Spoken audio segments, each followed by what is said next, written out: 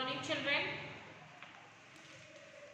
Okay, children, today I am going to take social for 8th class, lesson 18. That is rights approach to development.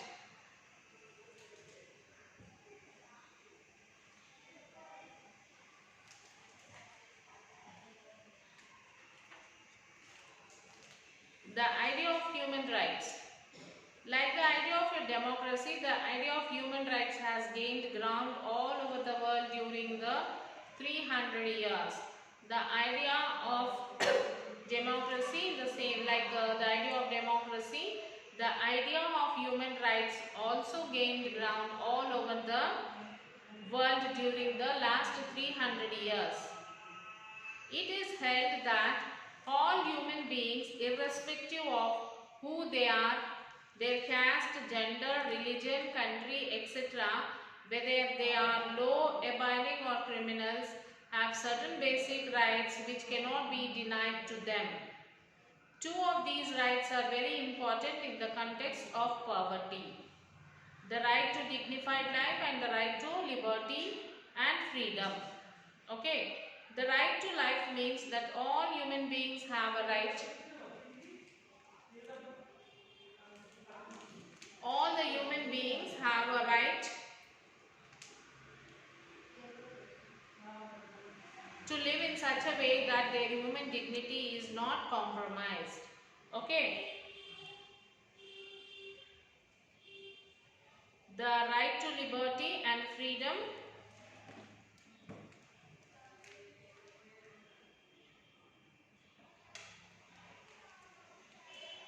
The right to liberty or freedom means that they can do, believe and speak out what they want without fear.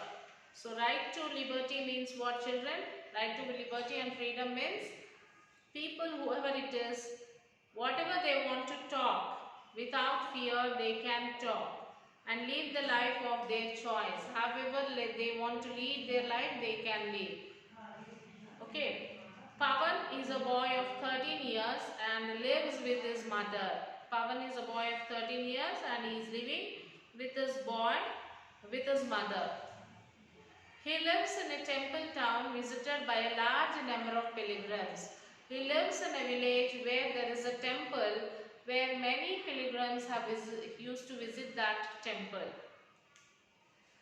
Pawan stands outside the temple gate and begs in front of pilgrims for food by falling at their feet. So Pawan used to stand near the gate of the temple outside and he used to beg money, and they used to fall on their feet begging for money for his food. Sometimes some of them give him stale leftover food from their tiffin boxes.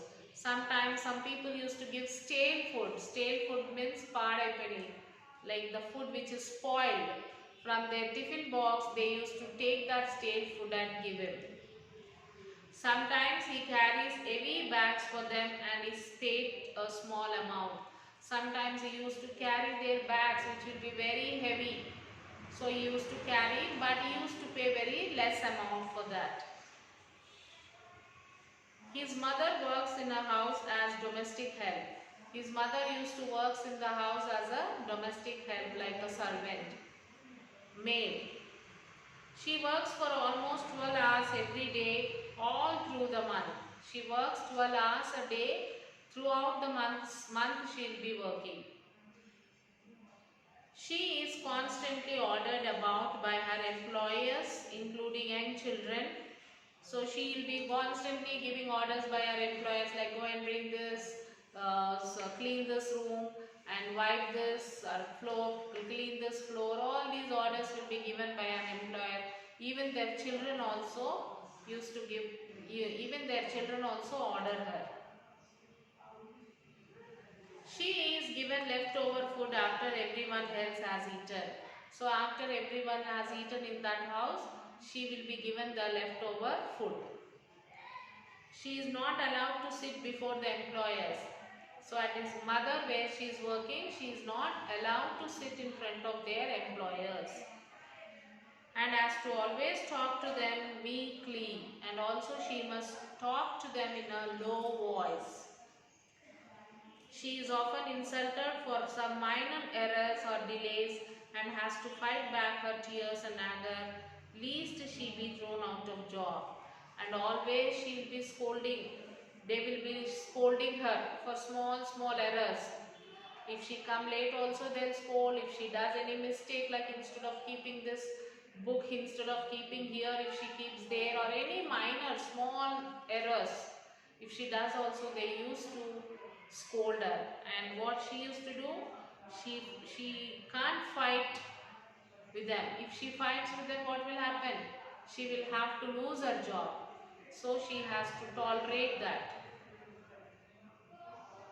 In the above example, do you think Pavan and his mother are able to live with dignity? In these two examples, as Pavan and mother, just now we have read about this. Do you think they both are living a dignity life? No, they are not living a dignity life. What would give them a life with dignity? What would give them a dignity life? If they get more wages, if they get more salaries, then they will get some little dignity. Are Pavan and his mother free to do what they want? No.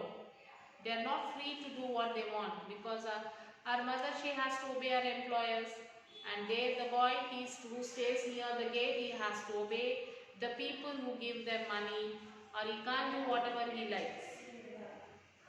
Who is to blame for this kind of a life, for Pavan and his mother? Are they responsible for their own condition? Who is to blame for the condition of Pavan and his mother?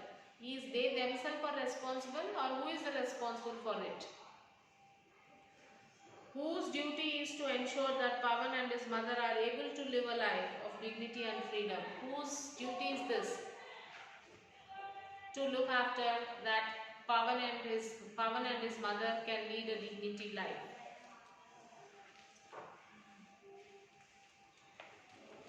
So in the last chapter we saw some aspects of poverty. It is not merely going hungry. It means lack of resource like land or education to make a living. It means lack of gainful employment. It means lack of access to some basic needs of life like health, services, education, food, etc. It means lack of voice to be heard and ability to influence that formulation of policies or implementation of program by the government. How can people rise above the poverty? How can they come over this poverty? How can they get the resource and the facilities needed to rise above poverty? This can happen only when the government acts on their behalf. It is often believed that spending on the welfare of the poor is a charity, and the resource of this is a burden for the government. Okay, so it will be a burden for the government to give this welfare of the poor is a charity and resource for this. This all will become a burden for the government. However, they recognize that it is the fundamental rights of all people. It becomes the primary duty of the government to ensure these rights. Further, the resources spent on this will be seen not as a waste or as charity, but as necessary investment for the future of the country. So it is important to pass laws which sanction the economic and welfare rights of all people. When the United Nations was formed in 1945, all countries agreed that human rights relating to freedom and economic development are fundamental rights of human beings. Many countries guarantee rights relating to freedom, but not to economic well-being like employment, fair wages and right to access to education. So health services, housing and food. In 1993, once again, all countries agreed that both kinds of rights are essential. What do you mean when we say that people have a right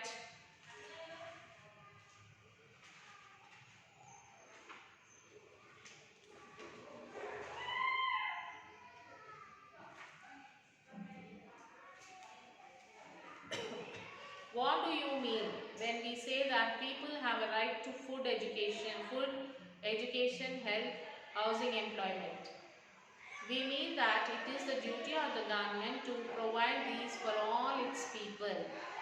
Okay, the government should be legally bound to ensure these to all its citizens, and if they are not ensured, then the people can go to court to enforce their rights. It also means that people like Pawan don't have to look at getting their food or other requirements as a charity given by the well-to-do people, but as their fundamental rights. They can demand food, education, housing, medical treatment, etc. as their rights.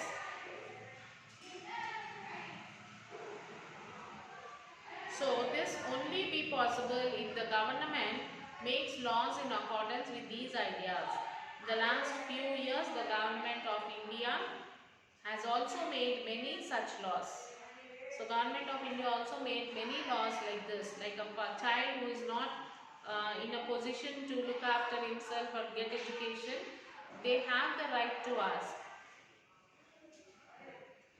These laws relate to right to information, employment and school education. So the laws which were made in India, these relate to the right to information, employment, right to employment and right to school education. A law to ensure food security for all is also under preparation. Let us read about some of these laws in greater details. Need for right to information to fight corruption. The government system is a very large and complex system. It is difficult to ensure that the policies and programs are implemented properly.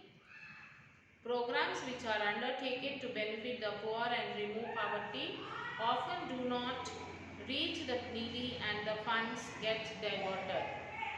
A major reason for this is corruption.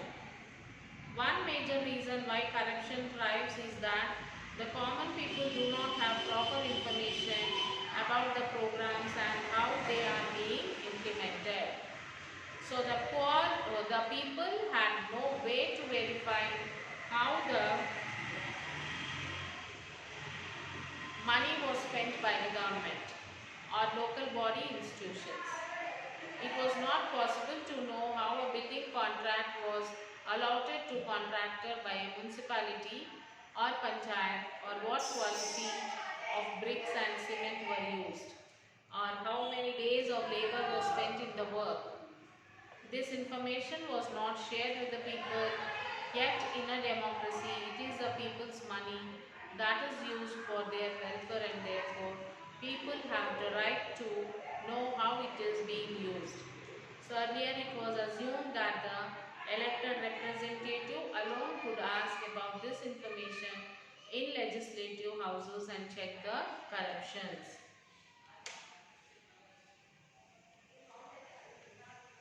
So till here you will have to read, children.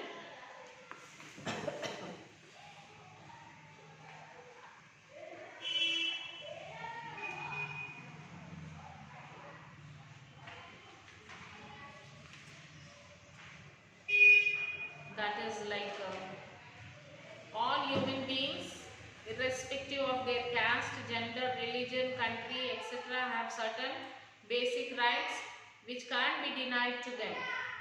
These rights are called human rights.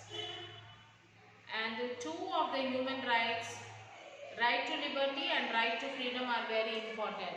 So among these rights, the main important, very important rights are human rights, right to liberty and right to freedom. These two are very important rights.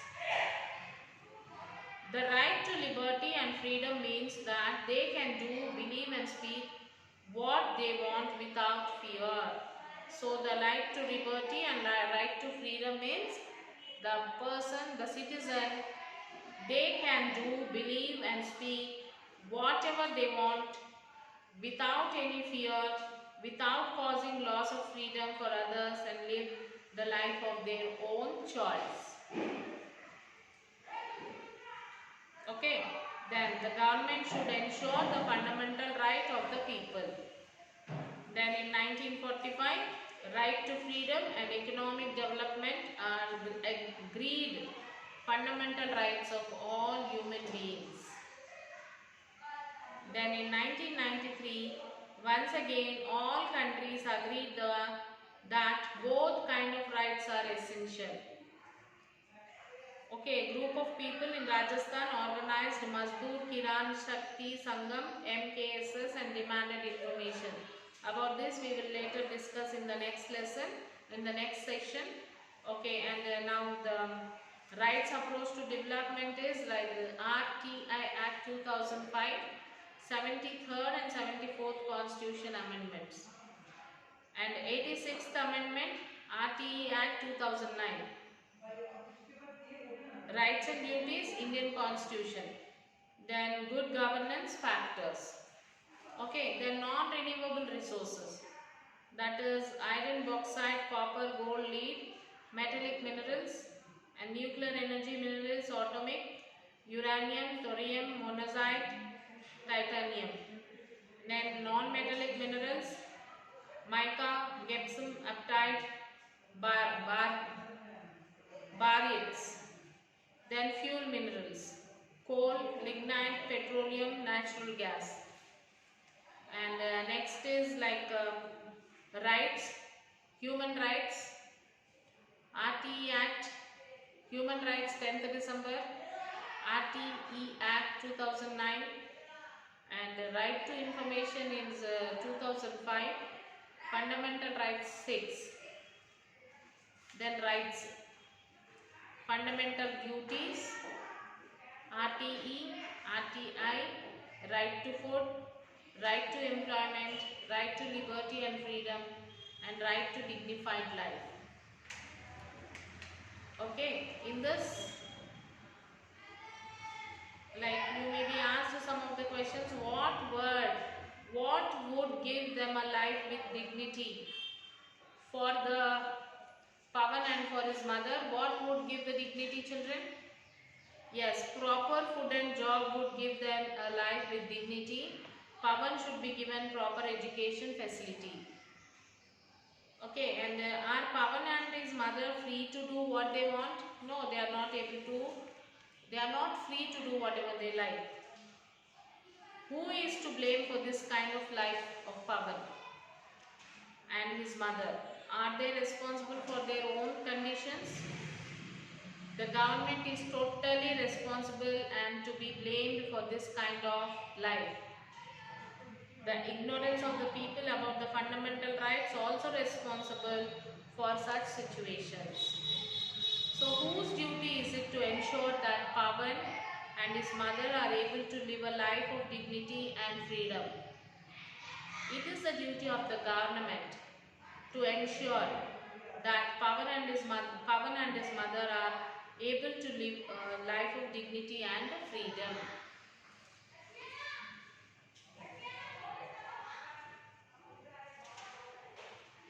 So discuss how the information regarding a road construction or building of houses is maintained by contractors.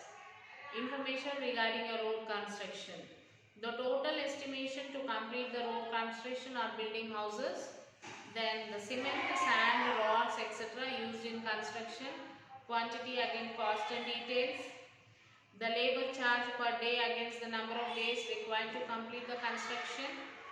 The number of laborers and the total payment list. Bills of cement, bricks, sand, water, road roller, etc. are maintained properly by the contractors. Then why do you think checking this information can help the improving accountability? We are living in a democratic country. The money spent on any construction like road construction and building is ours. Hence it is our responsibility to check the information whether they are correct or any misuse is being done. This can help in improving accountability in the construction spending process. So these are the questions, children, which is there in the textbook, and remaining question answers you will have to write from the textbook. First, second and third you will write, children. Remaining question answers we will write in you can write in the next lesson. So now it's the time for you all to read the lesson completely. Read the lesson till where I explain, and then write first, second, third question answer in your notebook and take the photo and send it to the school mail ID. Okay children? So we will meet you in the next class. Till then, take care children. Bye. Have a nice day.